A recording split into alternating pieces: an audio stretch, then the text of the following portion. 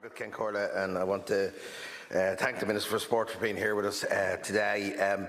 I heard him earlier being criticised for ministers being criticised for turning up at high-profile events, and I suppose if ministers, and I've heard in the past of ministers not attending high-profile events, and they're criticised for that too. But actually, it's the work that happens at a local level that I've been most pleased with. And I want to thank you for coming out to my own constituency where you visited McAuliffe Celtic and Talca Rovers, and there was no press or hoo-ha.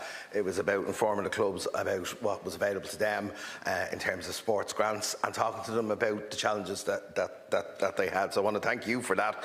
And I know your predecessors, Jack Chambers and Thomas Bourne, did similar visits to different clubs, and I won't get into naming all of them because I'll forget some, I presume. But I suppose David Carell from the FAI circulated a statement in advance of these statements, and look, the numbers speak for themselves in terms of the numbers of people who are involved. 245,000 registered players, 80,000 volunteers, 1.5 million fans engaged. There's no doubt the benefit that soccer and football provides to Ireland and to communities right across the country. Now, other deputies have talked about the issue of sports capital grants, land, and the opportunity to develop facilities. I think it's really important, and you said it when you were out with us, clubs don't have to own land to apply for the sports grants. There are equipment grants available to clubs that they can avail of, and I would say to every club, don't allow that myth out there that you need to own your land. There is some funding available to you. It mightn't be the greater capital amount, but at that lower level, the equipment grants is available. But that's where the City Council and other local authorities need to step in. I do believe there needs to be more municipal facilities. Your predecessor Thomas Bourne was out in Kildonan Park, where Finglas Celtic and Finglas United both use a new fantastic all-weather facility that's been put in by the City Council.